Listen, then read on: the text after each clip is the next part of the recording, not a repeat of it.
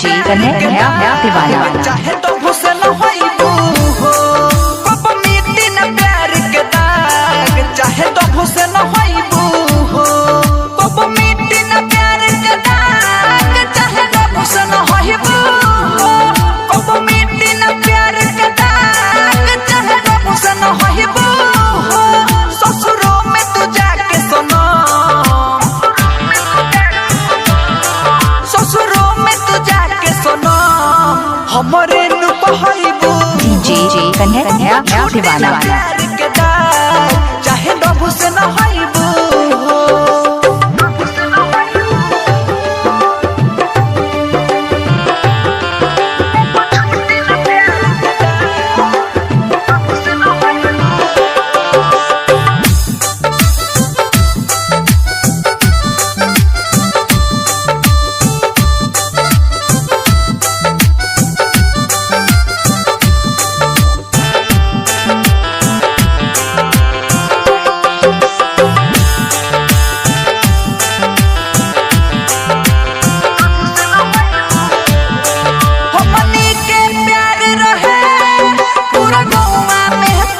DJ Kanhaiya दीवाना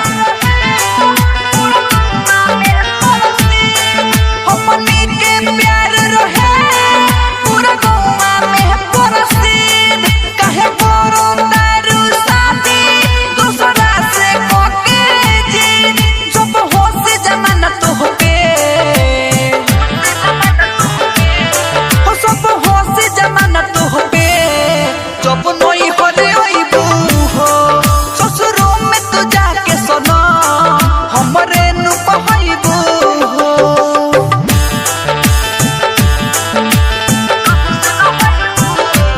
DJ Kanhaiya दीवाना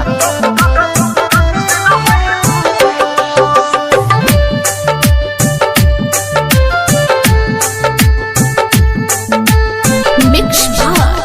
Pallavi recording studio मछिया मोड़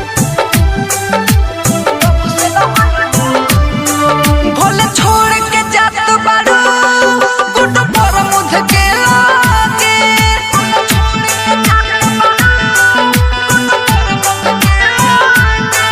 भोले छोड़ के जात बाड़ू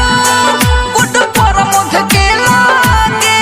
आज हमरा खातिर नहीं खे तोरा दिलवा में जागे अमर जीत अकेला खाती अमर जीत अकेला खाती कबलो रवा बहाइबू हो